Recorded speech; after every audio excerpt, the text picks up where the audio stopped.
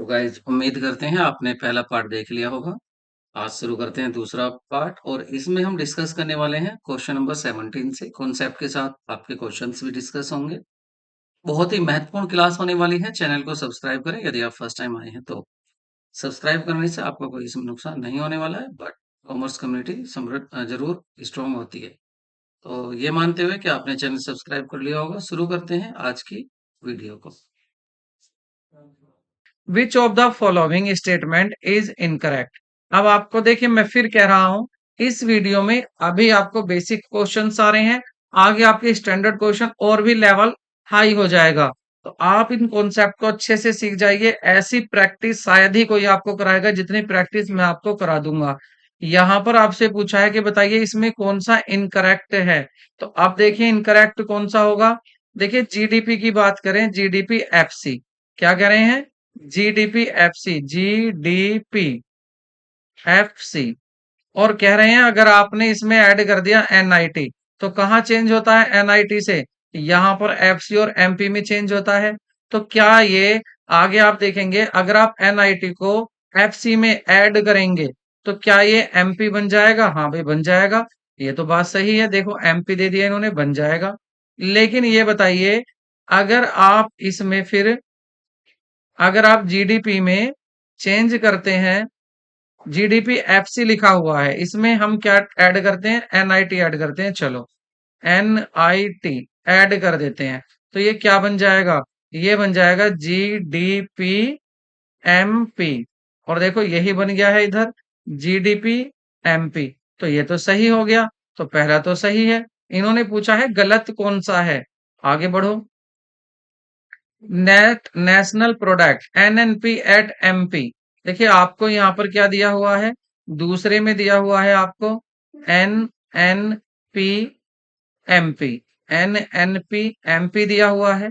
आपको क्या करना है, ये कह रहा N N P F C आ गया, net national product NNP at MP को एनएनपी एफसी भी कह सकते हैं। क्या ऐसा हो सकता है कि देखिए कुछ नहीं किया, यहां पर कुछ चेंज नहीं किया और इन्होंने क्या लिख दिया, इसको इसके बराबर कह दिया कि इसके बराबर क्या होगा, इसके बराबर होगा N N P F C. क्या ऐसे हो सकता है बिना चेंज के ही आ जाएगा। भाई समझिए आप बात को। इन्होंने कहा है कि ये दोनों बराबर हैं, तो यहाँ तो ये कह रहे हैं एमपी, यहाँ कह रहे हैं एफसी। क्या ऐसा हो जाएगा, नहीं। अगर एमपी से एफसी लाना होता है तो आपको क्या करना होता है, एनआईटी माइनस करना होता है, नेट इनडायरेक्ट टैक्स, जो कि ये नहीं कर रहे। इसका मतलब बी ऑप्शन ये गलत बता रहे हैं। ऑप्शन आपका बी ही करेक्ट होगा। नेक्स्ट देखते हैं।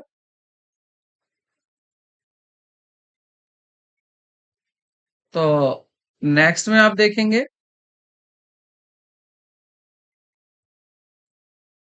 नेक्स्ट है यहां पर आपका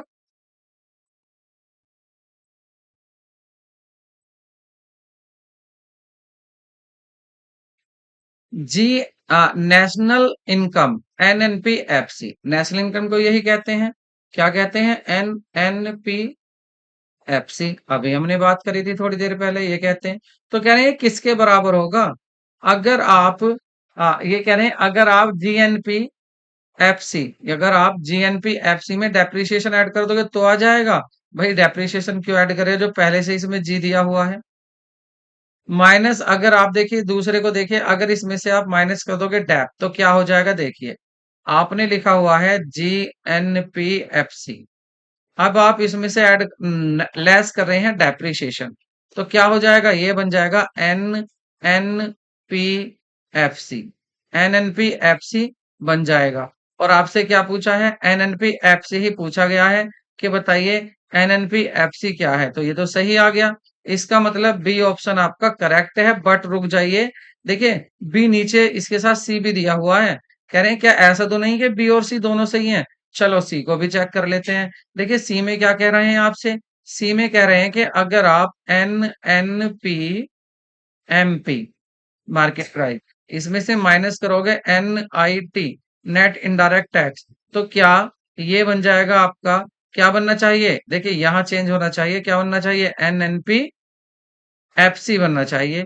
और देखो इसी को तो कह रहे हैं कि क्या ये बन जाएगा, तो ये भी बात सही है। इसका मतलब यहाँ दोनों सही आए हैं, जो दोनों लिखे हुए हैं दोनों सही हैं। ये ऐसे क्वेश्चन कब कर पाओगे आप, यदि आप क्लियरली इस चीज को जान जाते हैं कि सर ने बताया था जीडीपी एमपी क्या होता है, जीडीपी एफसी होता है। क्या होता है शुरू में, जीडीपी एफसी लिखते हैं हम। और इसमें कैसे चेंज करते हैं, देखिए यहाँ चेंज करना है तो माइनस डेप कर दो, यहाँ चेंज करना है तो N net factor income from abroad change कर दो, और यहाँ पर एनआईटी, यहाँ पर एनआईटी ऐड कर दो। तो ये तीनों चेंज हो जाते हैं, नंबर 1 जी, नंबर 3 2 डी, और यहाँ एफ सी। बस इनको याद रखो आप, आपके क्वेश्चंस बिल्कुल करेक्ट होंगे, कभी भी गलत नहीं होंगे। नेक्स्ट क्वेश्चन की तरफ चलते हैं।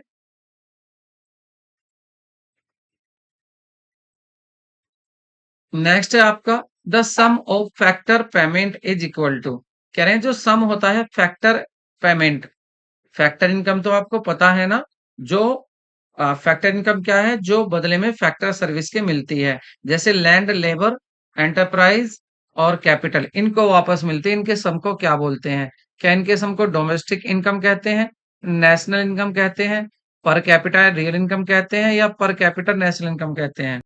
तो यहाँ पर आप एक बात सुनिए, यहाँ कह रहे हैं नेट फैक्टर इनकम। क्या आपसे ये कहा गया है कि ये जो है हमारे देश वालों की बात कर रहे हैं या पूरे विश्व की बात कर रहे हैं? कुछ ऐसा कहा गया है? नहीं कहा गया। इसका मतलब ये है कि यहाँ पर ये बात करें factor payments, sum of factor payments, और फैक्टर पेमेंट्स क्या होगा, हमारा इनकम ही तो होगी नेशनल इनकम। तो नेशनल इनकम क्या होती है, यही तो कि हमने कितना कमाया है, हमने कितना कमाया है, कहाँ पर हमने, मतलब हमारे जो साधारण निवासी हैं, इन्होंने देश में या विदेश में कितना कमाया है, यही तो हमारी नेशनल इनकम है, राष्ट्रीय आय है। तो इसी को ये पूछ रहे हैं। आगे बढ़ते हैं, नेक्स्ट क्वेश्चन देखते हैं। रियल नेशनल इनकम मीन्स क्या होता है? रियल की बात करें, वास्तविक राष्ट्रीय आय का मतलब क्या होता है? तो राष्ट्रीय वास्तविक आय का मतलब क्या होता है? ये होता है national income eight factor constant. अब आप कहेंगे सर नेशनल इनकम एट, ये तो आपने बता दिया नेशनल इनकम क्या है, नेशनल इनकम ये तो बात हो गई थी, बट ये नहीं बताया था कांस्टेंट प्राइस और दूसरे होते हैं करंट प्राइस, ये क्या है? चलो इनको भी मैं बता देता हूँ। तो देखिए मेरे प्यारे साथियों, ये हमने टेबल तैयार करी है आपके लिए। इससे आप अगर ध्यान से देख लेंगे तो आपका काफी कुछ क्लियर हो जाएगा। आपको इसे ध्यान से देखना है, और हाँ, साथ ही साथ इसमें ये मत सोचना कि यहाँ पर लैंग्वेज हिंदी में नहीं है, मैं आपको हिंदी भी बताऊंगा। देखिए हम बात कर रहे थे जीडीपी करंट प्राइस पर जीडीपी क्या होगी, और कांस्टेंट प्राइस पर जीडीपी क्या होगी। सबसे पहले इसका मीनिंग देखते हैं। देखिए अगर हम जीडीपी कैलकुलेट करते हैं, अगर जीडीपी मतलब it is the market value of final goods, जो फाइनल गुड्स की मार्केट वैल्यू है, एंड सर्विसेज, जो हमारे गुड्स एंड सर्विसेज हैं, फाइनल वाले, इंटरमीडिएट नहीं, क्योंकि नेशनल इनकम में इंटरमीडिएटरी गुड्स को शामिल नहीं किया जाता है, फाइनल गुड्स को ही शामिल किया जाता है। तो market value of final goods and services produce with in the domestic territory, जो हमारी डोमेस्टिक टेरिटरी हमारे देश की सीमाओं में प्रोड्यूस हुई है, of a country during the accounting year estimated as current year price, जो करंट ईयर चल रही है, अगर उसके प्राइस आप ले रहे हो तो इसको बोलेंगे नॉर्मल जीडीपी, या दूसरा क्या बोलेंगे, जीडीपी एट करंट प्राइस। दोबारा सुन लीजिए, अगर आप जीडीपी को कैलकुलेट कर रहे हैं करंट ईयर के प्राइस पर, तो इसको बोलेंगे जीडीपी एट करंट प्राइस। और अगर आप जीडीपी के को कैलकुलेट कर रहे हैं, एस्टिमेट कर रहे हैं बेस ईयर प्राइस पर, जो आपने बेस ईयर माना हुआ है, जो 2011 हो सकता है, सभी साल के लिए आप उसे ही मानते हो, दूसरा ईयर आप चेंज ही नहीं करते, तो बेस ईयर हो सकता है। तो अगर आप बेस ईयर पर इसको निकालते हैं तो ये हो जाएगा रियल जीडीपी। तो रियल जीडीपी कब कहलाएगा, रियल जीडीपी तब कहलाएगा अगर कांस्टेंट प्राइस पर आप जीडीपी फाइंड करते हो, कैलकुलेट करते हो। नॉमिनल जीडीपी कब कहलाएगा, यदि आप करंट करंट प्राइस पर जीडीपी को कैलकुलेट करते हो। ये दोनों बात याद रखना, नॉमिनल जीडीपी और रियल जीडीपी दोनों का क्वेश्चन पूछ लिया जाता है। नेचर की बात करें तो इसमें क्या होता है, it can increase if price level even when there is no increase in the flow of goods and services in the economy. देखिए, हमारा जो गुड्स पहले था वो अब भी है, गुड्स में कोई भी इंक्रीज नहीं हुआ है, गुड्स में कोई इंक्रीज नहीं हुआ है, जितना माल हम पहले बनाते थे अब भी बना रहे हैं। लेकिन होगा क्या यहाँ पर कि यहाँ प्राइस लेवल में चेंज होने से क्या हो जाता है, ये बढ़ जाता है, कौन सा, करंट ईयर का। आप समझिए बात को। देखिए, 2010 की बात करते हैं। 2010 में आप 100 वस्तुएं बनाते थे। कितनी बनाते थे? 100 वस्तुएं बनाते थे। और 100 वस्तु, एक वस्तु की जो कीमत थी वो 1 रुपए थी। तो आप कितने रुपए की वस्तुएं बनाते थे? 100 रुपए की वस्तुएं बनाते थे। आज आप 2015 में वस्तुएं बना रहे हैं, तो आप 2014 से कंपेयर नहीं कर रहे, आप अभी इसी से कंपेयर कर रहे हो। आप इसी से कंपेयर करोगे अब भी। जैसे कितने की वस्तु थी यहाँ, 1 रुपए की वस्तु थी। आज भी आप 100 वस्तुएं बना रहे हो, तो आज भी, आज आपने क्या है, आज आपने 1100 वस्तुएं बना दी, तो कितने रुपए की वस्तुएं बैठी 1 रुपए से, ये 1100 रुपए की वस्तुएं हो गई। तो आपको पता चला कि यहाँ पर हमने क्या किया, यहाँ तो बेसिक ईयर, हमारा जो बेसिक ईयर था क्या, 2010, हमने यहाँ चेंज कर दिया है हमने। ठीक है, लेकिन अगर आप उसी को रखेंगे आगे सालों में और उसी को रखते जाएंगे करंट, इसी इसी प्राइस को, तो ये हो जाएगा आपका कांस्टेंट प्राइस। तो समझिए बात को, यहाँ 1 रुपए की चीज थी, अगर इसी को मैं दूसरे, दोबारा समझिए, हो सकता है आपके ये बात समझ में ना आई हो क्योंकि मैंने दोनों पे एक साथ ले दिया। चलो मैं पहले एक को ही बताता हूँ। देखिए, करंट ईयर प्राइस को लेते हैं हम, ठीक है, और यहाँ पर हम क्या है, पहले भी हम जितनी वस्तुएं बनाते थे आज भी बना रहे हैं उतनी। हमने 2010 में कितनी वस्तुएं बनाई थी, 100। आज आज 2010 में, आज है 2025, तो 2025 में भी हम 100 ही वस्तुएं बना रहे हैं। लेकिन वजह क्या है, आज जब हम रुपए में देखते हैं कि हमने कितने रुपए का काम किया, तो आज क्या आ रहा है, हमारा 500 रुपए का काम आ रहा है। आज हमने कितने रुपए का काम किया, 500 रुपए का। कैसे? हमने 100 वस्तुएं बना दी, और 1 रुपए की वस्तु आज कितने की जा रही है, 5 रुपए की। तो 500 रुपए की वस्तु बना दी। और 2010 में भी 100 ही वस्तुएं बनाते थे, लेकिन तब जो कीमत थी कितनी थी, 2 रुपए की एक वस्तु जाती थी। तो जब कितने का काम करते थे हम, 200 का। अब आप देखिए, क्या हमने काम ज्यादा करना शुरू कर दिया, काम तो उतना ही कर रहे हैं। 100 वस्तुएं जब बनाते थे, 100 वस्तुएं आज बना रहे हैं। पहले वस्तुओं का कीमत क्या था, 2 रुपए था। आज क्या है, आज है 5 रुपए। तो हम आज करंट प्राइस को ले रहे हैं, हम पिछला बेसिक ईयर का प्राइस नहीं ले रहे। तो ये होता है करंट ईयर प्राइस का। तो यहाँ पर आप देख रहे हैं, हमारा गुड्स एंड सर्विस नहीं बढ़ा। आज भी 200 वस्तुएं बनाई हैं, 100 ही गुड्स बनाई हैं। पहले भी 100 गुड्स बनाते थे। आज हुआ क्या, आज कीमत बढ़ गई है। तो यही तो कहते हैं कि प्राइस लेवल तो चेंज होगा, प्राइस में तो इंक्रीज होगा, लेकिन जो आपकी गुड्स एंड सर्विस है इसमें इंक्रीज नहीं होता। और इसी बात को अगर यहां पर देखें तो यहां क्या कहा गया है, यहां कहा गया है इट इंक्रीज ओनली व्हेन, ये तभी इंक्रीज होता है जब आप गुड्स एंड सर्विस में इंक्रीज करोगे। यानी कि आप जब भी कैलकुलेट करोगे जीडीपी को, तो आप हमेशा इसी को मानोगे, किसको, ये कीमत जो थी, कितनी कीमत थी 2010 में, 2 रुपए की एक वस्तु थी, हमेशा इसी प्राइस को लोगे, प्राइस नहीं बदलोगे। अब आप समझिए, आज आप कितनी वस्तुएं बना रहे हैं, 100 वस्तुएं बना रहे हैं आज। किसके, इस एग्जाम्पल के अकॉर्डिंग आज भी आप 100 वस्तुएं बना रहे हैं। तो पहले कितने की थी वस्तु, 2 रुपए की पहले थी, 2 की आज लगाते हैं हम। तो आज भी तो हम 200 का काम कर रहे हैं। तो क्या बढ़ा, नहीं बढ़ा, कब बढ़ेगा, जब आप काम 200 वस्तुएं ना करके गुड्स और बढ़ा दो, 150 गुड्स बना लो। तो अब कितने का हो जाएगा, 2 रुपए से 300 रुपए का हो जाएगा। तो आपने देखा, अगर कांस्टेंट प्राइस लेते हैं तो मेहनत करने से ही इनकम बढ़ेगी, और अगर आप करंट प्राइस ले रहे हैं तो बिना मेहनत करे भी प्राइस बढ़ने से भी आपकी जीडीपी या इनकम आपकी बढ़ जाती है। तो याद रखना, कांस्टेंट प्राइस पर अगर आप निकालते हैं जीडीपी को, तो ये जीडीपी एट कांस्टेंट प्राइस कहलाती है, और करंट प्राइस पर निकालते हैं तो करंट प्राइस कहलाती है। और ये मेन बात याद रखने की है कि रियल जीडीपी कौन सी होगी, रियल जीडीपी होगी यदि आप इसको कांस्टेंट प्राइस पर ही निकालते हैं, मतलब बेसिक ईयर के प्राइस ही लोगे। कभी की भी बात करो, चलो आप पहुंच जाओ 2020, 2020 2018 में पहुंच जाओ, 2018 की बात कर लो, तो 2018 में कितनी वस्तुएं बनाई आपने? 200 वस्तुएं बनाई। तो कितने की होगी ये? उतने की होगी जितनी शुरू में मानते थे। शुरू में कितनी मानते थे? 10 वाली। तो 10 वाली में कितने की होती थी वस्तु? 2 रुपए की। तो 2 रुपए से ही लगाओ। तो कितने की वस्तुएं बनाई आपने? 400 रुपए की। आप देखो, आपकी तो जीडीपी इसका मतलब बढ़ गई, क्योंकि 2010 में कितने की थी? 200 रुपए की। अब कितनी हो गई है? 400 रुपए हो गई है। तो आपके तो 200 बढ़ गए। तो क्या प्राइस चेंज हुए? नहीं, आपका जो गुड्स था वो बढ़ गया। तो ये है आपका करंट प्राइस और कांस्टेंट प्राइस। आगे बढ़ लेते हैं, और देखिए ये भी आपके लिए नोट्स हैं, इनको भी आप आसानी से देख सकते हैं कि इनका कन्वर्जन कैसे करते हैं हम। कन्वर्जन में देखिए आपको दिया हुआ है कि आपको अगर रियल जीडीपी दिया हुआ है, क्या दिया हुआ है? रियल जीडीपी दिया हुआ है। रियल जीडीपी दिया हुआ है, और रियल जीडीपी को अगर आप क्या कर देते हैं यहां पर, real GDP at constant price, तो जीडीपी एट करंट प्राइस आपको चाहिए करंट प्राइस पर, तो आप क्या करेंगे? जीडीपी, जीडीपी किस पर चाहिए आपको? करंट प्राइस पर। तो आपको क्या करना है? करंट प्राइस के लिए आप क्या करेंगे?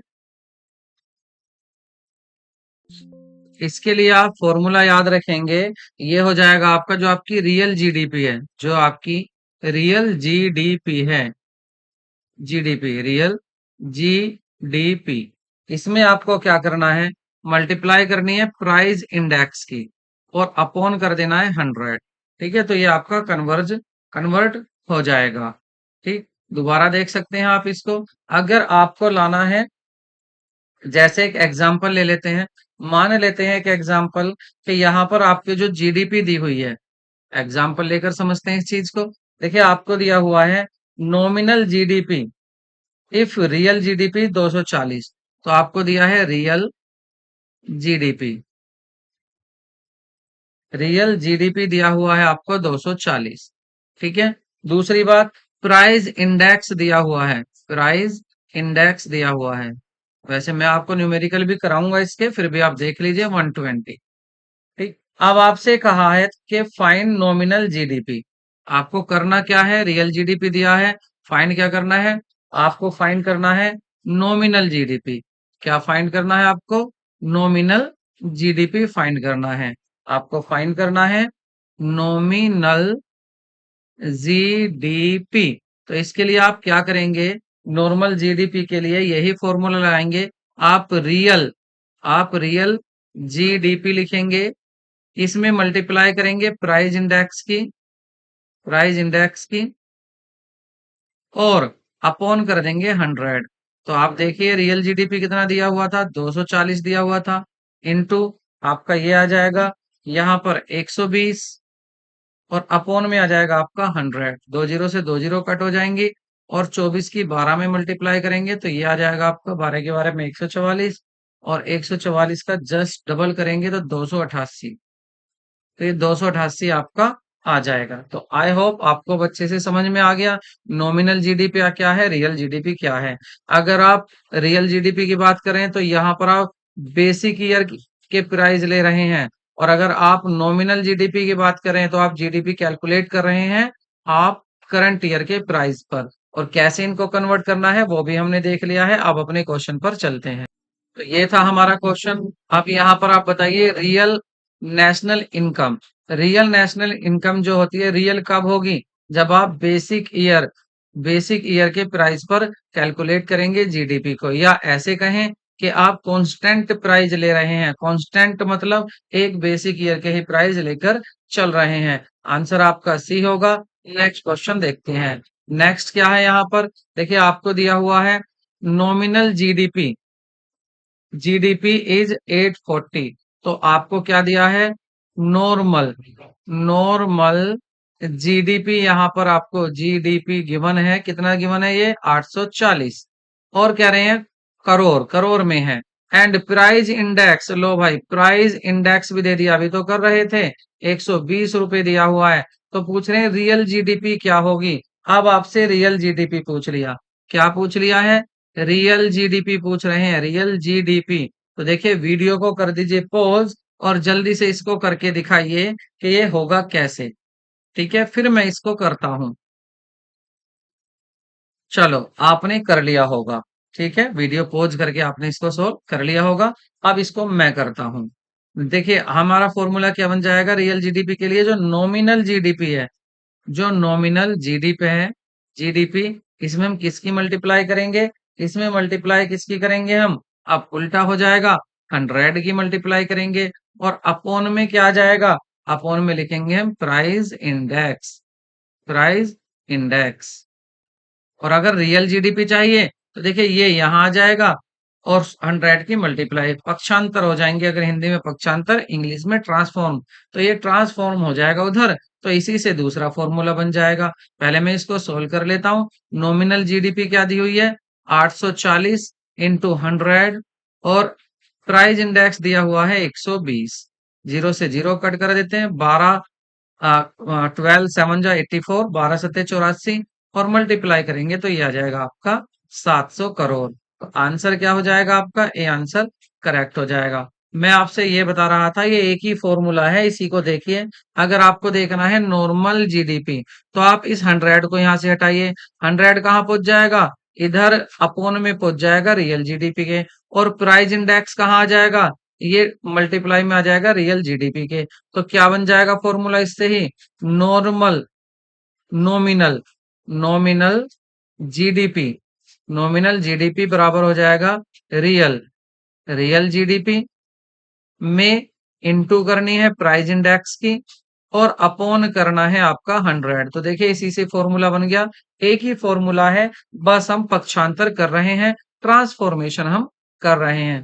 क्वेश्चन समझ में आया हो, बड़ी अच्छी बात। अब भी आपके नहीं समझ में आया हो तो आप कमेंट में जरूर लिखें, इसके मैं और भी एग्जाम्पल आपको दूंगा। और वैसे भी मेरी पीपीटी में ये काफी एग्जाम्पल इसके मैंने और भी पीछे दे रखे हैं आपके लिए, जो मैं आपको पीपीटी प्रोवाइड कराऊंगा, उसमें आप देखेंगे कि यहाँ पर ये काफी न्यूमेरिकल क्वेश्चन मैंने यहाँ सोल्व करके आपके लिए दिए हुए हैं।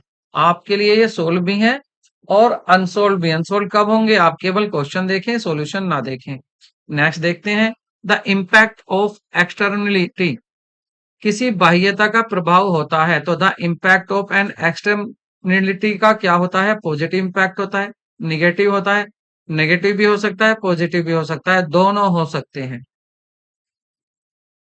किसी बाह्यता प्रभाव कैसा हो सकता है, बाह्यता का प्रभाव वो पॉजिटिव भी हो सकता है और आपका निगेटिव भी हो सकता है। आगे बढ़ते हैं, नेक्स्ट क्वेश्चन को देखते हैं। सो नेक्स्ट है आपका, एक मिनट, बस थोड़ा सा इसको कर लेते हैं, दिख नहीं रहा होगा, अब आपको ये सही दिखाई देगा। चलो तो नेक्स्ट क्वेश्चन क्या है हमारा, नेक्स्ट है हमारा, which of the following make GDP in appropriation index welfare.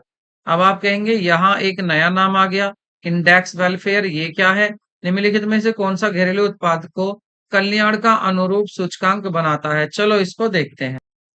तो देखिए यहाँ पर हम देखेंगे पहले डेफलेटर, कुछ नहीं, ज्यादा परेशान नहीं होना है, वेरी सिंपल है। सिंपल क्या है डेफलेटर, कि देखिए डेफलेटर क्या होता है, ये दिखाता है आपका, यह वर्तमान मूल्यों पर जीडीपी और स्थिर मूल्यों पर जीडीपी के बीच का अनुपात होता है।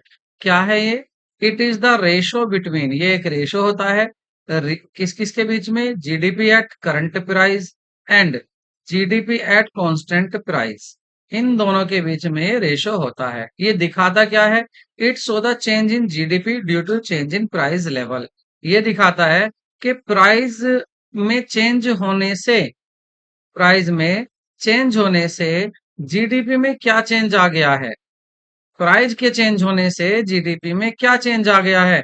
It is the same as a price index, इसको ऐसे ही माने आप जैसे प्राइस इंडेक्स होता है। तो जीडीपी डेफलेटर का फॉर्मूला क्या है, ये फॉर्मूला दिया हुआ है कि जीडीपी एट करंट प्राइस को डिवाइड कर दीजिए जीडीपी एज कांस्टेंट प्राइस और इनटू 100 कर दीजिए, तो ये आ जाता है जीडी डेफलेटर। तो जीडीपी डेफलेटर क्या होता है, एक ऐसा चेंज जो प्राइस में चेंज होने से जीडीपी में कितना चेंज आ गया, इसको दिखाता है, वो होता है आपका जीडीपी डेफलेटर। ठीक है, तो जीडीपी डेफलेटर, आई होप आपको ये क्लियर होगा, इसका फॉर्मूला भी आपने देख लिया। अब चलते हैं अपने क्वेश्चन पर, अब आप आंसर दीजिए। देखकर यहाँ पर आप आंसर दीजिए। आई होप अब आप आंसर सही देंगे।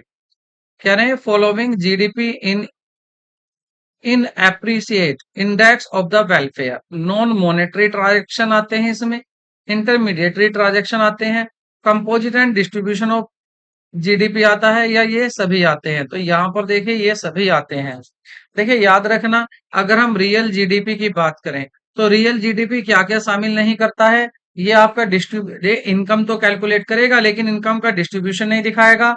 दूसरा ये जीडीपी का कंपोजिशन नहीं दिखाएगा। और नॉन मॉनेटरी ट्रांजैक्शंस होते हैं ये उनको भी नहीं दिखाता। लेकिन जो इंडेक्स वेलफेयर होता है यहाँ नॉन मॉनेटरी ट्रांजैक्शन भी दिखाए जाते हैं, एक्सटर्मिटीज भी दिखाई जाती हैं, एक्सटर्नलिटीज भी दिखाई जाती हैं, composition and distribution of GDP भी दिखाया जाता है। तो याद रखना, अगर हम रियल जीडीपी की बात करें तो रियल जीडीपी में क्या नहीं होता है? रियल जीडीपी किसको इंक्लूड नहीं करता? रियल जीडीपी की लिमिटेशन क्या है?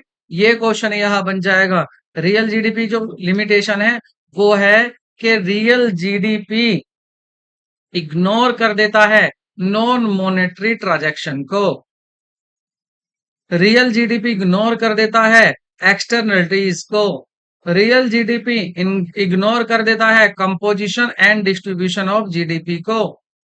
लेकिन इंडेक्स वेलफेयर में ये सभी इंक्लूड की जाती हैं। तो ऑप्शन आपका डी सही होगा। नेक्स्ट क्वेश्चन देखते हैं।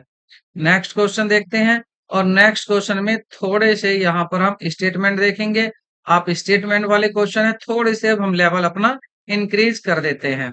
तो यहाँ देखिए, an Indian working in WHO located in India is a normal residence of India. क्या बात सही है? इंडिया में WHO लोकेटेड हो, क्या है? WHO का ऑफिस है, लेकिन इसमें काम कौन कर रहे हैं? Normal residence of India, Indian working, Indian जो भारत के लोग हैं वो काम कहाँ कर रहे हैं? WHO में। और WHO कहाँ पर है उसकी ब्रांच? वो है भारत में ही। तो क्या वो नॉर्मल रेजिडेंस होंगे? भाई बिल्कुल होंगे। लेकिन हाँ, अगर WHO में विदेशी होता कोई काम करने वाला, वो नॉर्मल रेजिडेंस नहीं होता। इसका मतलब क्या है? मतलब ये है कि ये बात सही कह रहे हैं, पहला स्टेटमेंट। दूसरा स्टेटमेंट देखते हैं। Ambassador from India in England is non residence of India.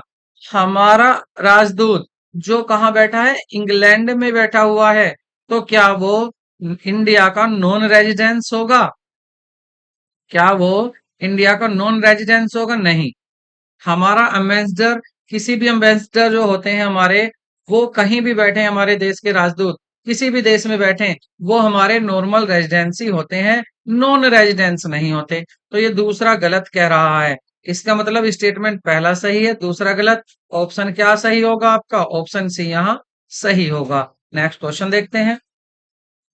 Factor incomes और अर्न इनकम्स, जो फैक्टर्स इनकम होती हैं अर्न इनकम होती हैं। मतलब ये वो इनकम है जो हमें कमा के, हमने कुछ सर्विस दी है उसके बदले में मिली है, वो होती है फैक्टर इनकम। बिल्कुल सही बात है। फैक्टर इनकम तो वही होती है जो हमें कमा कर मिलती है लेकिन बिना कमाए मिल रही है। जैसे ओल्ड एज पेंशन मिल रही है, ओल्ड एज पेंशन मिल रही है, चाहे हमने कहीं सर्विस दी हो या ना दी हो, बट हमें ओल्ड एज पेंशन मिल रही है। तो ये फैक्टर सर्विस ना होकर ये कौन सी हो जाती है? ये हो जाती है ट्रांसफर इनकम। ये क्या हो जाती है? ट्रांसफर इनकम हो जाती है, क्योंकि इसमें हम सर्विस नहीं देते। तो पहली बात सही कही है। क्या फैक्टर इनकम जो होती है कमाई हुई इनकम होती है? हाँ जी होती है। डोमेस्टिक इनकम इंक्लूड करती है net factor income from abroad, जो विदेश से नेट कमाया है हमने। नेट मतलब विदेश से हमने जो कमाया और जो विदेशियों ने हमारे यहाँ से कमाया, उन दोनों का डिफरेंस कर दो। तो इसको जब हम ऐड कर देते हैं किसमें? अपनी जीडीपी में, तो क्या ये डोमेस्टिक जीडीपी होती है? नहीं, फिर तो ये नेशनल इनकम बन जाती है। देखिए, अगर आप डोमेस्टिक इनकम में ऐड कर दोगे NFIA, तो ये क्या बन जाता है? ये आपका, अगर आप किसमें आ, जी डोमेस्टिक इनकम में, अगर आप डोमेस्टिक इनकम में ऐड कर दोगे NFIA, तो ये बन जाता है आपका नेशनल इनकम क्या बन जाता है? नेशनल इनकम बन जाता है। तो यहाँ देखिए डोमेस्टिक इनकम में क्या होता है? एनएफआईए होता है? नहीं होता, ये तो नेशनल इनकम में होगा। तो दूसरा ये गलत कह रहे हैं। ऑप्शन फिर दोबारा से आपका सी ही आंसर होगा। नेक्स्ट क्वेश्चन देखते हैं। Domestic income include normal residence as non residence. जो आपकी डोमेस्टिक इनकम होती है उसमें चाहे देश का आदमी हो या विदेश का हो, कोई भी हो, बस हमारे देश में कमाई गई इनकम हो, क्या वो होती है? हाँ जी, वही होती है। सही कह रहे हो। डोमेस्टिक इनकम में ये नहीं देखते कि अमेरिका का बंदा यहाँ बैठ के कमा रहा है या हमारे देश के बंदे कमा रहे हैं।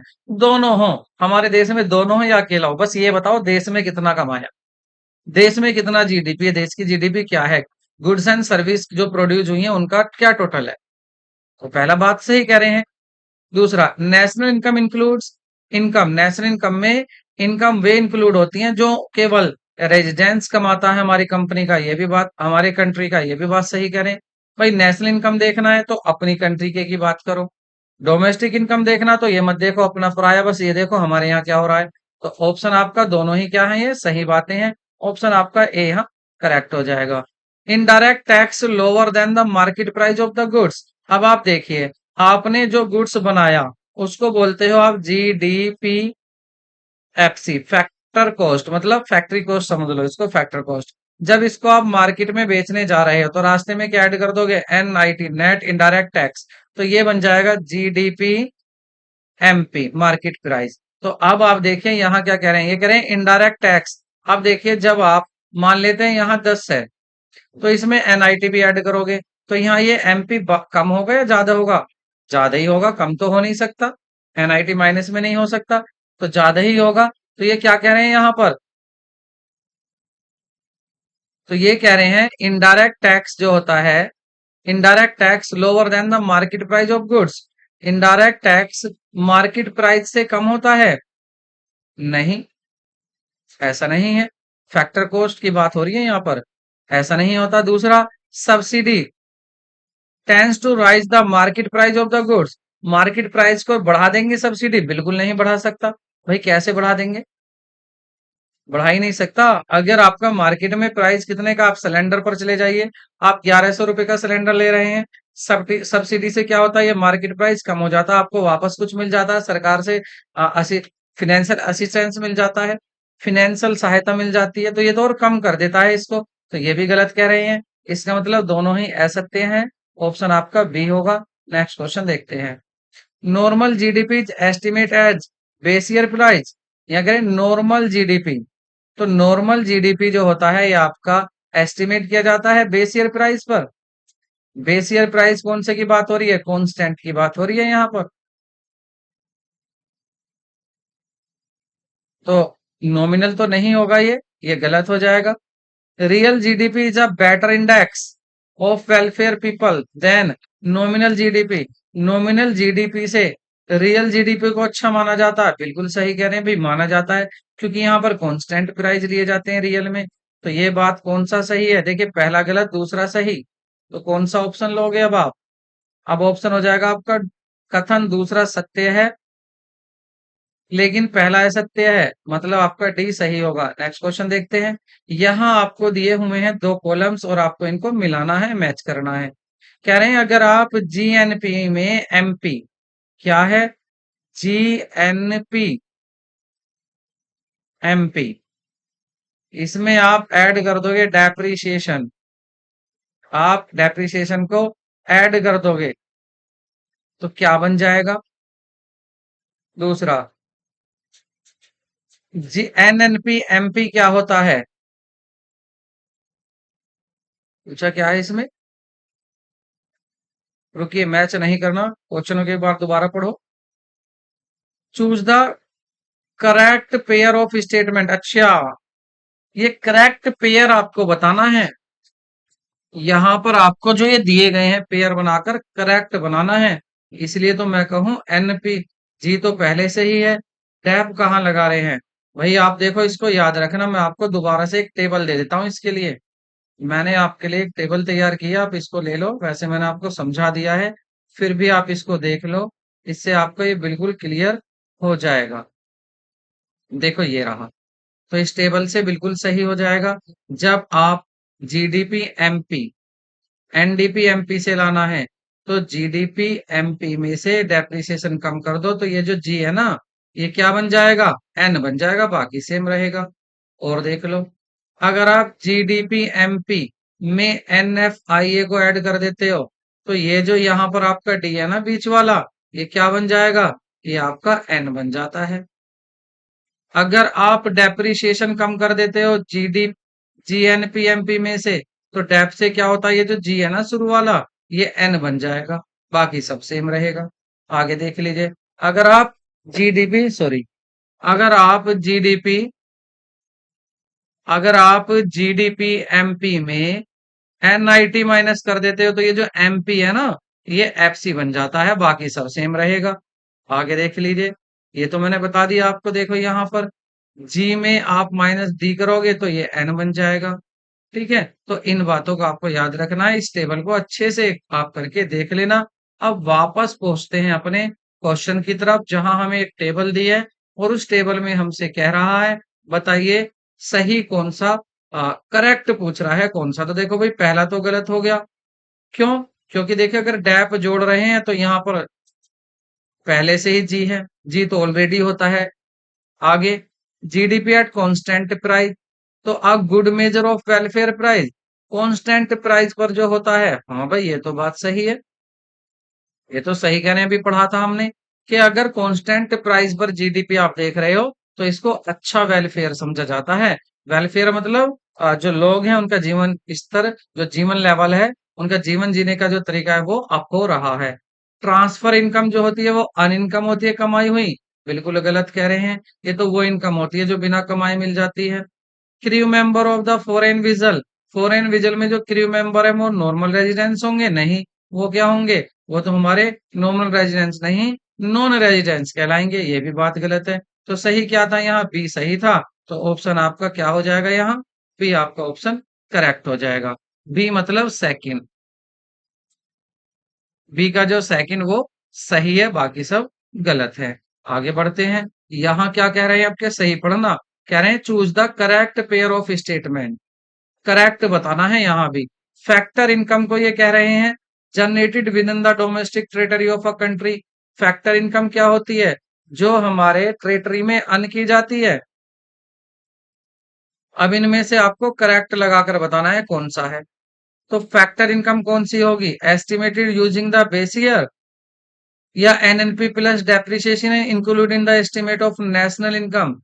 देखिए, जो फैक्टर इनकम होती है, ये आपकी इंक्लूड की जाती है कहाँ? जब आप नेशनल इनकम एस्टिमेट करते हैं, तो तब आप फैक्टर इनकम ही तो लेते हैं। डोमेस्टिक इनकम क्या होगी? डोमेस्टिक इनकम होगी, ये जनरेट होती है डोमेस्टिक इनकम अपनी टेरिटरी में। हम ये नहीं देखते हमारे लोग कमा रहे हैं या दूसरे विदेश के लोग कमा रहे हैं, बस हमारी कंट्री में होनी चाहिए, हमारी कंट्री की सीमाओं में होनी चाहिए। ग्रोस नेशनल प्रोडक्ट, जीएनपी की बात कर रहे हैं। ये कब आएगा जीएनपी? जीएनपी कब आएगा आपका? जब आप एनएनपी में डेप्रिसिएशन ऐड कर दोगे। क्योंकि देखिए, जो एन है, एन यहाँ चेंज हो जाएगा डेप्रिसिएशन से, यहाँ क्या आ जाएगा? जी आ जाएगा। और बाकी एनपी, यहाँ भी एनपी है, ये रहा एनपी, एनपी तो सेम है, बस यहाँ जी आ जाएगा। डेप्रिसिएशन से क्या हो जाता है? एन में शुरू वाले वर्ड में ही लेटर में चेंज हो जाता है। तो ये इससे मिल गया। बच्चा क्या? Real GDP. इसको एक अच्छा एस्टिमेट समझा जाता है। You estimate using the base year price. जब आप बेस ईयर प्राइस को यूज करते हैं, वो होता है रियल जीडीपी। तो ऑप्शन आपका ए यहाँ पर सही होगा। आगे बढ़ते हैं। आगे असर्शन रीजन वाले हैं क्वेश्चन, अब इनको देख लेते हैं। Transfer income are not include in the estimation of national income. भाई, ट्रांसफर इनकम को नहीं देखते हो? सही कह रहे हो, नहीं देखते। Transfer income are not an reward rendering factor service, क्योंकि ये क्या है? फैक्टर, आपने फैक्टर सर्विस देकर नहीं मिली है आपको ये ट्रांसफर इनकम। ये तो बिना कमाए, बिना मेहनत करे, बिना सर्विस दिए आपको ये इनकम हो गई है। तो देखिए, पहला तो यहाँ सही है। यहाँ पर आंसर क्या लोगे आप? ए भी सही है, बी भी सही है। अब आप ये देखो, ए के बारे में आर सही बता रहा है, हाँ आर रीजन सही बता रहा है। तो आंसर क्या हो जाएगा? आंसर हो जाएगा both. A and R true है, और आर जो है करेक्ट एक्सप्लेनेशन कर रहा है ए की। ये होते हैं हाई स्टैंडर्ड होट्स क्वेश्चन। आजकल ये ज्यादा क्वेश्चन पूछे जा रहे हैं, इस तरह के क्वेश्चन आप जरूर याद करें, अच्छे से सीख लें इनको। और ये तभी होते हैं अगर कॉन्सेप्ट आपका क्लियर होता है। आगे बढ़ते हैं। कह रहे हैं domestic factor income is greater than the national income when net factor income from abroad negative. कह रहे हैं जो डोमेस्टिक फैक्टर इनकम है, डोमेस्टिक इनकम है, वो आपकी ज्यादा होगी अगर आपका एन NAFI देखो, अगर इसमें हम ऐड कर दें एन NFIA, तो ये क्या बन जाती है, ये नेशनल इनकम बन जाती है, आपको पता है। तो डोमेस्टिक इनकम मान लेते हैं यहाँ पर 80 है, 80 करोड़। इसमें हम ऐड कर देंगे यदि यहाँ पर 10 10 करोड़ NFIA है, तो क्या बन जाएगी आपकी, ये NI नेशनल इनकम आ जाएगी आपकी 90। लेकिन यहाँ ये कह रहे हैं कि यदि ये निगेटिव हो जाए, NFIA ये नेगेटिव हो जाए, नेगेटिव का मतलब क्या है, ये माइनस में आंसर हो, तो यहाँ आपको माइनस करना पड़े तो क्या हो जाएगा, और 70 हो जाएगा। इसका मतलब तो ये जो डोमेस्टिक इनकम थी, इससे नेशनल इनकम और कम हो गई, 70 रुपए आ गई अब की बार। तो यही तो ये कह रहे हैं, तो सही तो कह रहे हैं कि डोमेस्टिक फैक्टर इनकम वो ज्यादा होगी अगर नेगेटिव हो जाती है आपकी net factor income from abroad. तो पहला असर्शन सही है। अब रीजन देखते हैं ऐसा क्यों है। Income earn by the foreigner worker is a branch of a foreign bank in India is a part of the domestic factor income. क्योंकि क्या होता है यहाँ पर, ये कह रहे हैं कि जो इनकम अर्न की गई है foreigner working in a branch foreign bank में इन इंडिया, कोई इंडिया में विदेश का बैंक था, उसमें जो इनकम जो की गई है वो एक पार्ट होती है डोमेस्टिक फैक्टर इनकम की। क्या वो डोमेस्टिक इनकम फैक्टर होता है? हाँ, ये तो बात ठीक है यहाँ। तो बात तो ये भी ठीक है, ये भी ठीक है। बट पहले वाला क्यों कम हुआ, ये रीजन नहीं बताया। इसका मतलब ऑप्शन क्या होगा, यहाँ बी सही होगा कि दोनों है तो सही, लेकिन आर पहले वाले को एक्सप्लेन सही नहीं कर रहा कि जो डोमेस्टिक फैक्टर इनकम है वो NFI माइनस होने पर कम हो जाती है, क्यों कम हुई, ऐसा क्यों होता है वो नहीं बता रहा। तो इसलिए दोनों सही है बट करेक्ट एक्सप्लेनेशन नहीं है। फैक्टर इनकम नेक्स्ट देखो। फैक्ट आपको दिखाई भी दे रहा है मेरे कैमरे से, तो नहीं हाइड हो रहा है आपका, नहीं, ये छोटा है, दिखाई दे रहा है, चलो। यहाँ पर देखिए, factor income from abroad is not a part of domestic income in India. क्या इसको डोमेस्टिक इनकम में नहीं समझा जाता है, factor income from abroad?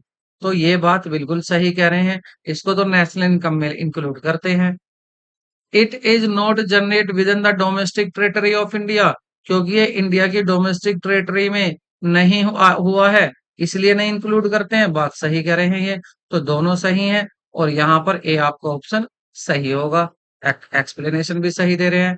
Normal GDP क्या होती है, जब आप जीडीपी करंट प्राइस पर निकाल रहे हैं तब उसको नॉर्मल जीडीपी कहते हैं, करंट प्राइस पर बिल्कुल कहते हैं।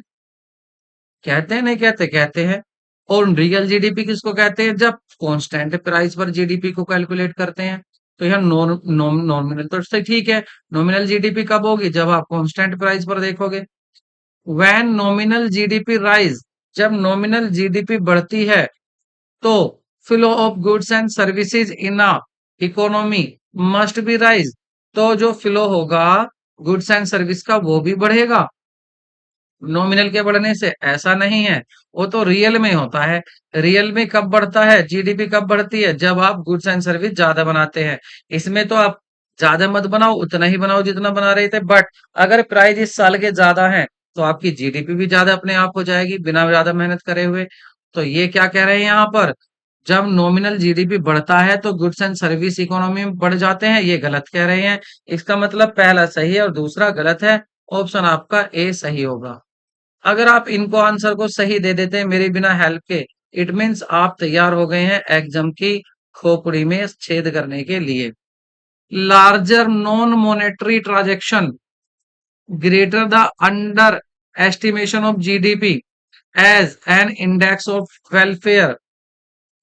बात सही है, बिल्कुल सही है कि अगर नॉन मॉनेटरी ट्रांजेक्शन बढ़ेंगे तो ग्रेटर अंडर एस्टिमेशन होगा जीडीपी का एज इंडेक्स वेलफेयर, सही बात है, नॉन मॉनेटरी से। GDP index account of externalities, जो जीडीपी अकाउंट्स होता है ये एक्सटर्नलिटीज के लिए होता है। हाँ जी, ये सही ये क्या कह रहे हैं, ऐसा नहीं है, ये यहाँ पर गलत कह रहे हैं, इसमें तो दोनों ही आ जाते हैं, तो ऑप्शन आपका सी सही होगा। नेक्स्ट देखते हैं, डेटा पिक्चर। अब आप देखिए यहाँ डेटा पिक्चर वाला एक क्वेश्चन मैंने आपको शामिल किया है। यहाँ पर बताइए आप, यहाँ gross domestic product at market price. अब यहाँ लाना है gross national product at market price. ये आपको क्या दिया हुआ है, जीडीपी, एमपी दिया है। लाना क्या है, जीएनपी, एमपी लाना है। तो ये तीन होते हैं, तीन लेटर, एक होता है जी, एक होता है डी और एक होता है एमपी। अगर इसमें चेंज करना है तो माइनस डैप, इसमें चेंज करना है एनएफ, आईए को ऐड करो, इसमें चेंज करना है एनआईटी लाओ। अब यहाँ चेंज कहाँ हो गया, चेंज हो गया इस बीच वाले में। इसका मतलब क्या हुआ, यहाँ पर जरूर इसमें ऐड किया होगा इन्होंने N F I A, net factor income from abroad. तो ऑप्शन आपका क्या सही हो जाएगा, सी आंसर करेक्ट हो जाएगा।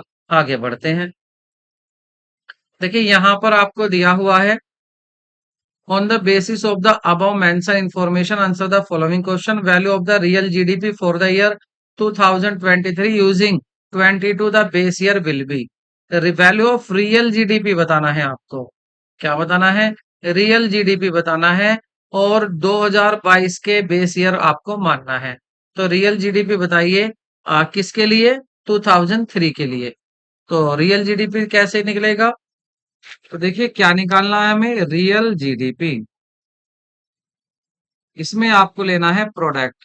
प्रोडक्ट किसका लोगे आप, आउटपुट किससे लोगे, output, output in unit, output लोगे इनटू प्राइस, लेकिन प्राइस कौन से लोगे आप, बेस ईयर के प्राइस। तो चलो लेते हैं, इसमें देखिए आउटपुट कितनी है हमारी 2023 की, 110, 110 लिखते हैं इनटू बेस ईयर प्राइस क्या है हमारा, 50, बेस ईयर का प्राइस क्या है 50, सिंपल मल्टीप्लाई कर देते हैं, 11 5 जा 55, मतलब 11 पंजे 55, डबल जीरो 5500। तो ये ऑप्शन आपका सी यहाँ पर सही हो जाएगा। बस आपको फॉर्मूला ध्यान रखना है, अगर यहाँ कह देता नॉर्मल जीडीपी बताओ करंट ईयर प्राइस की, तो फिर आपका यहाँ पर क्या हो जाता, आप इसी प्राइस की मल्टीप्लाई करते 55 की ही। नेक्स्ट देखते हैं, इसमें क्या कह रहा है, केस स्टडी आपको, चलो जी देख लेते हैं क्या कह रहा है। वर्ष 2022 के लिए नामात्र, नामात्र मतलब नॉमिनल जीडीपी निकालिए 2022 के लिए कितनी करोड़ होगी। तो नॉमिनल जीडीपी देख लेते हैं भाई किसके लिए, 2022 के लिए। तो 2022 के लिए देखिए आउटपुट कितनी है, 250 इंटू इसी का ही प्राइस ले लो, इसी का ही प्राइस ले लो 20, करंट किसमें, नॉमिनल जीडीपी में। नॉमिनल जीडीपी में तो करंट ईयर का प्राइस लेते हैं, तो 25 दूनी 50, डबल जीरो हो गई, 5000। आंसर आपका करेक्ट हो गया। The value of the real GDP for the 23, real GDP क्या होगा, कितना करोड़ होगा 23 के लिए। तो यहाँ पर इसी देख लिए 23 के लिए रियल जीडीपी क्या होगा, 300 को किससे मल्टीप्लाई करना है, बेस ईयर से करना है 22 से।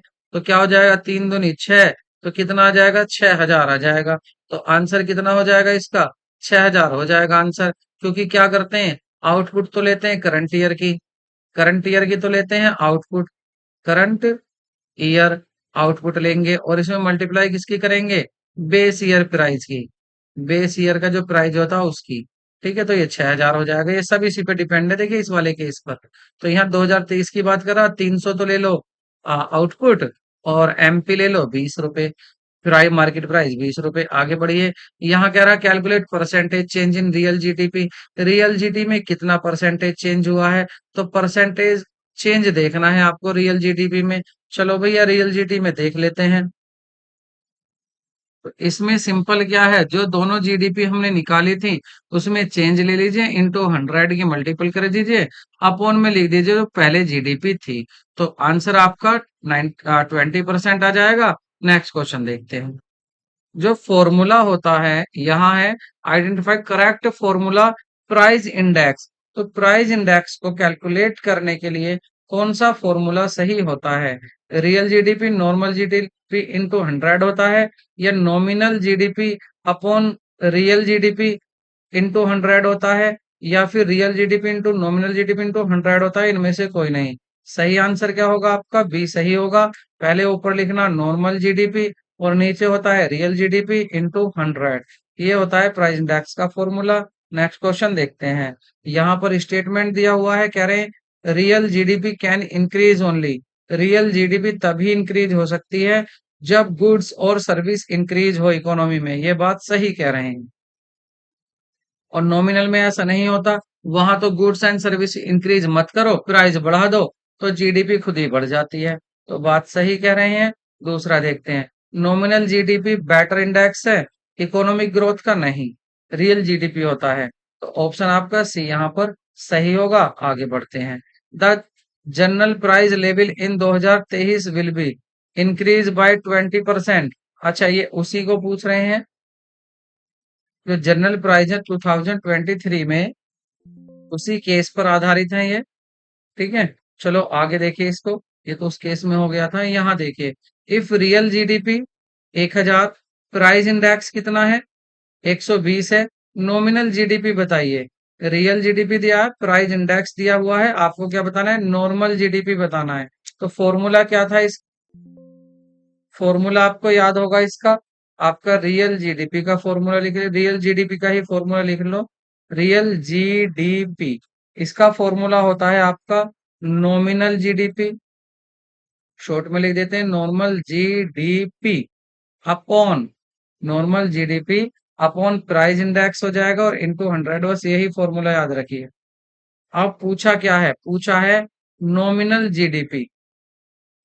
नॉमिनल पूछा है तो क्या होगा? नॉमिनल को तो यहीं छोड़ देंगे जीडीपी, और ये जो पीआई है प्राइस इंडेक्स, ये इधर मल्टीप्लाई में पहुंच जाएगा रियल के। रियल जो जीडीपी है इसके मल्टीप्लाई में पीआई और अपॉन में 100। Put the answer, put the value get the answer. तो आपको बस वैल्यू पुट करनी है। वैल्यू क्या है? रियल जीडीपी 1000, प्राइस इंडेक्स कितना दिया हुआ है? 120।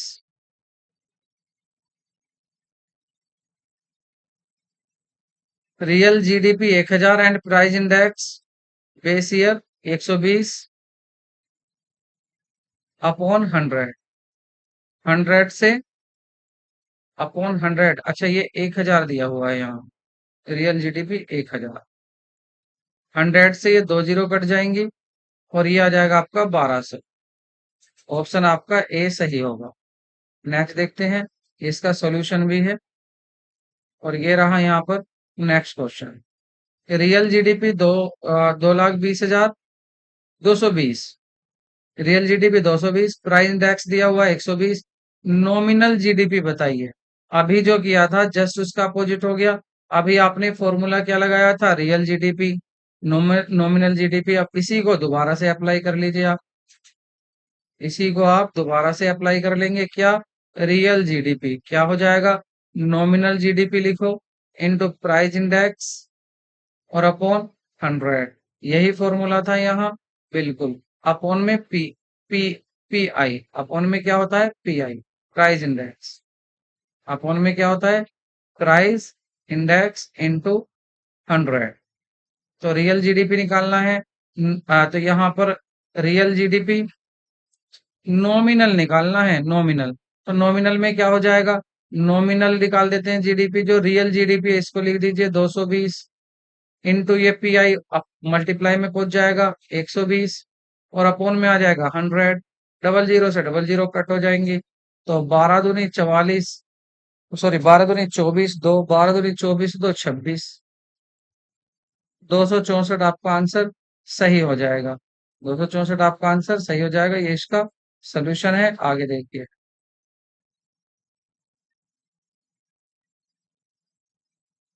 कह रहे हैं in economy real gross domestic product is, हाँ, is 300 crore and price index is 110। Nominal GDP क्या होगा? नॉमिनल जीडीपी पूछ रहे हैं आपसे। और दिया क्या है आपको? रियल दिया हुआ है, रियल दिया हुआ है, नॉमिनल पूछ रहे हैं, सेम है क्वेश्चन। आप देख सकते हैं आंसर इसका 330 करोड़ आएगा। नेक्स्ट देखिए, यहाँ नॉमिनल जीडीपी दिया है, प्राइस इंडेक्स भी दे दिया है, रियल जीडीपी पूछ रहे हैं। इसको आप पॉज कीजिए, वीडियो को करके देखिए, आंसर इसका सी आएगा। ये मैंने आपके लिए क्वेश्चन प्रैक्टिस के लिए ज्यादा से ज्यादा आपके शामिल किए हैं। नॉर्मल जीडीपी दे दिया, प्राइस इंडेक्स दे दिया, रियल जीडीपी पूछ रहे हैं, और इसका आंसर आ जाएगा आपका। इसको सोल्व कीजिए, इसको अपॉन में ये आ जाएगा, इसकी मल्टीप्लाई ये आ जाएगा आपका। ए ऑप्शन करेक्ट होगा। ये आपकी प्रैक्टिस के लिए है। Real GDP 220, nominal GDP 220, price index. अच्छा, अब प्राइस इंडेक्स पूछा है, भाई ये है करने का क्वेश्चन, ये है आपका करने का क्वेश्चन। हमें पता है कि जो हमारा रियल जीडीपी होता है, रियल जीडीपी होता है, तो रियल जीडीपी हमारा क्या होता है? Nominal GDP, GDP upon, upon में होता है प्राइस इंडेक्स, इनटू होता है 100। अब यहाँ पर वैल्यू क्या दी है? रियल जीडीपी दे दिया, कितना दिया है? 200 दिया हुआ है, into normal non normal GDP कितना दिया है? 220 दिया है, अपॉन प्राइस इंडेक्स नहीं पता, प्राइस इंडेक्स निकालना है, इनटू 100। तो क्या होगा? प्राइस इंडेक्स इधर मल्टीप्लाई में पहुंच जाएगा, 200 यहाँ आ जाएगा, तो ये बन जाएगा price index is equal to 200, sorry 2200, 220 into 100, और ये अपॉन में चला जाएगा 200। 100 से ये कटा दो बार, और 200 इसको भाग दिया 11, 110, तो आंसर क्या आ जाएगा? 110। नेक्स्ट देखिए, नेक्स्ट आपका रियल जीडीपी आपको 320 दिया हुआ है, नॉमिनल जीडीपी 360, प्राइस इंडेक्स बिल्कुल सेम ऐसा ही निकाल के देखिए क्या आएगा। वीडियो को पॉज कर दीजिए। कर लिया आंसर आपका? वीडियो पॉज कर ली थी ना? अगर आपने सोल्व कर लिया तो आपका आंसर आ रहा होगा 112.5। नेक्स्ट देखते हैं, रियल जीडीपी दिया हुआ है आपको इकोनॉमी में 520 करोड़, ग्रोस डोमेस्टिक प्रोडक्ट दिया है 560, प्राइस इंडेक्स रिपीटेड क्वेश्चन है। आंसर क्या आएगा? पॉज कीजिए, वीडियो को सोल्व करके देखिए, और आंसर यहाँ पर आ जाएगा आपका बी। अच्छा, आप सोच रहे हैं सर सोल्व क्यों नहीं करा रहे? क्योंकि देखिए माय डियर, यहाँ पर मैं आपको ये क्वेश्चन एक सोल्व करा दिया। अब आप खुद देखिए, हाँ अगर नहीं होता मैं फिर करा दूंगा, वैसे मैंने इसके जैसा करा दिया ना, आप भी तो आप करके देखो। कैपिटल वैल्यू ऑफ एसेट दी हुई है 1000 crore, estimate life is 16 year, scrap value 40 crore, depreciation on capital asset, ये तो आपको पता ही है, सिंपल स्ट्रेट लाइन का फॉर्मूला है और कुछ नहीं है। क्या होता है? Capital value of assets, capital value of asset लिख दीजिए 1000 करोड़, और यहाँ पर इसके वैल्यू क्या है? 40 करोड़, अपॉन ईयर कितनी है? 16 है। क्या हो जाएगा आपका? 1000 में से 40 कम कर दोगे तो कितना बचेगा? ये बचेगा आपका 900, 40 कम करना है 900, क्या बच जाएगा आपका?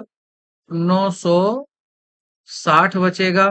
16 से भाग देना है, 16 छिकम 96 आ जाएगा, 60 आपका आंसर आ जाएगा। ऑप्शन आपका ए होगा। ये क्वेश्चन जो अकाउंट्स वाले हैं उनको तो कराने की जरूरत है ही नहीं, वो तो इसको करते ही अपने डेप्रिसिएशन में सीख कर आए हैं। एस्टिमेट लाइफ दी है 10 साल, वैल्यू दे दी 400, और यहाँ पर स्क्रैप वैल्यू नील है, तो कोई बात नहीं, 400 को 10 से डिवाइड कर दीजिए, 40 आ जाएगा यहाँ। नेक्स्ट क्वेश्चन देखिए, कैपिटल वैल्यू 1000 दे दी, एस्टिमेट लाइफ 20 साल दे दी, स्क्रैप वैल्यू नील है, तो आप क्या करोगे? एस्टिमेट लाइफ 20 साल है, तो 1000 को 20 से ही डिवाइड कर दीजिए, तो क्या आ जाएगा? 0 से 0 कट हो जाएगी, 2 से 1000 काट 100 काटोगे तो 50 आ जाएगा, 50 करोड़। ऑप्शन ए करेक्ट हो जाएगा। समझ में आ रहा ना? देखिए, जो आपकी कैपिटल एसेट, एसेट की जो नेट वैल्यू होती है, इसमें से माइनस करते हैं स्क्रैप वैल्यू, और अपॉन करते हैं जो इनकी लाइफ दी जाती है ना, उस लाइफ से डिवाइड करते हैं। तो यहाँ पर देखिए क्या है? वैल्यू 1000 दी हुई है, माइनस क्या करना है? माइनस करना है स्क्रैप वैल्यू, जो कि क्या है? स्क्रैप वैल्यू 0, अपॉन में 20 ईयर है, तो जब इसको इससे डिवाइड करोगे क्या आएगा? 50 करोड़ आ जाएगा। नेक्स्ट क्वेश्चन देखिए, यहाँ पर कह रहा है नेट प्रोडक्ट फैक्टर 30 3000 करोड़ दी हुई है, ग्रोस डोमेस्टिक प्रोडक्ट दिया है 400 crore, net indirect tax 300 crore, net factor income from abroad 1200 crore, net export दिया है 250 crore. Consumption of fix capital आपको यहाँ पर फाइंड करना है। तो आपसे पूछा है net factor income from abroad. Net factor income from abroad, sorry, ये आपसे क्या पूछा है? कंजप्शन ऑफ फिक्स कैपिटल आपसे पूछा है। तो देखिए आपको पता है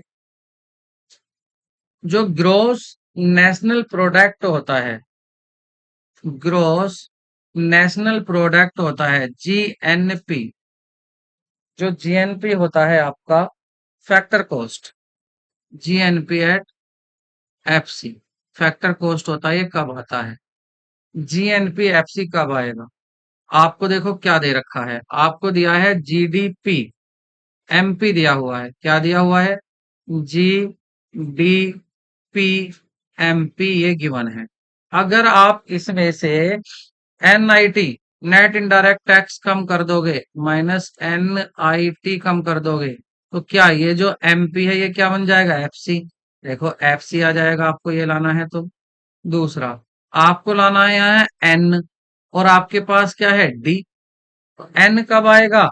एन जब आएगा जब आप यहां ऐड करोगे net factor income from abroad, NFIA।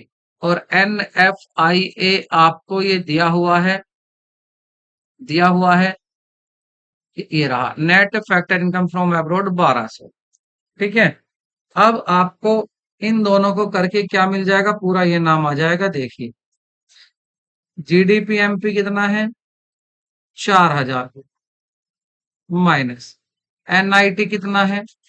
NIT दिया हुआ है आपको 300 crore, plus net factor income from abroad दिया हुआ आपको 1200 करोड़।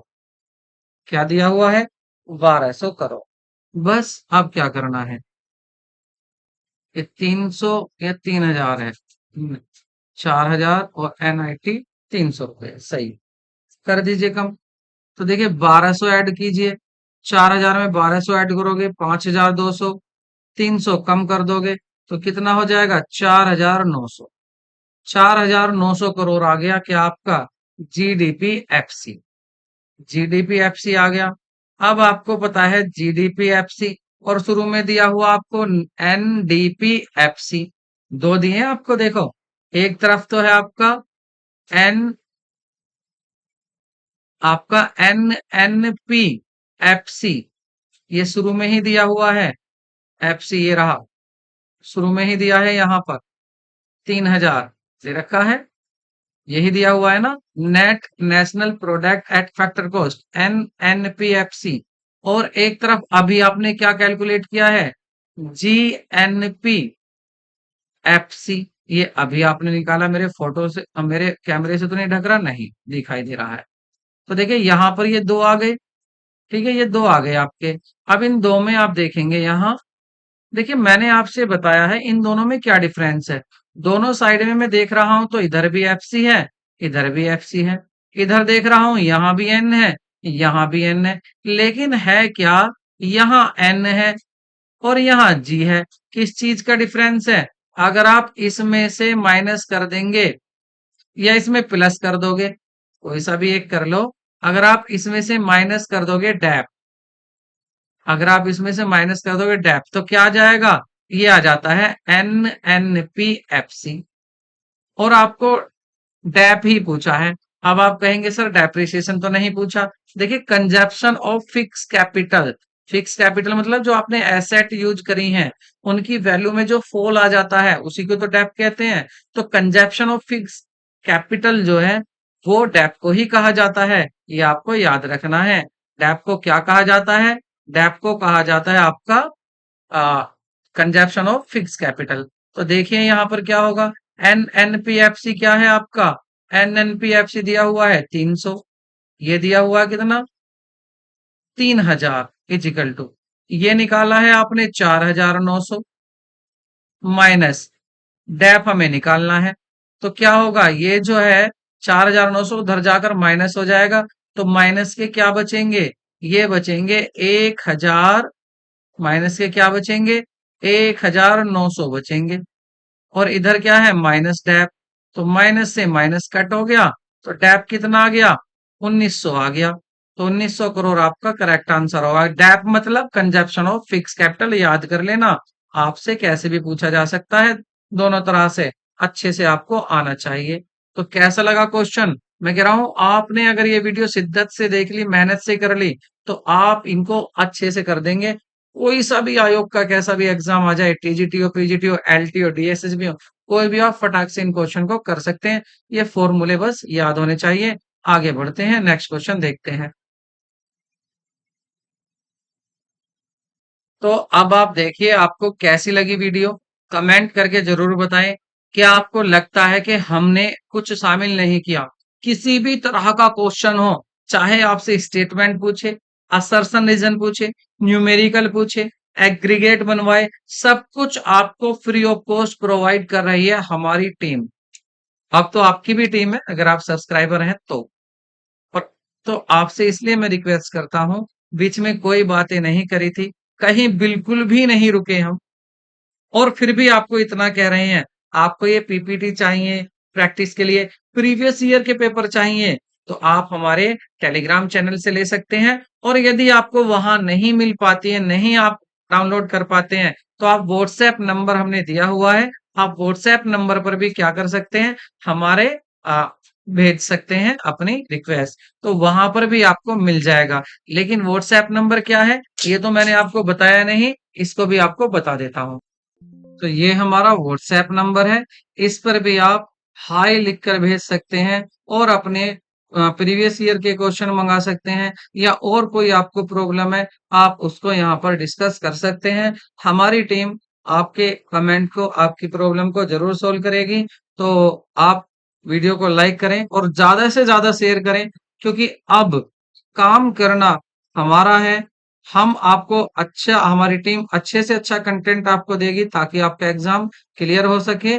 और सब्सक्राइबर इंक्रीज करना वो कहीं ना कहीं आपकी भी थोड़ी सी जिम्मेदारी बनती है। तो मिलते हैं नए वीडियो में नए टॉपिक के साथ, तब तक के लिए अच्छे से तैयारी करते रहिए। Take care, bye bye.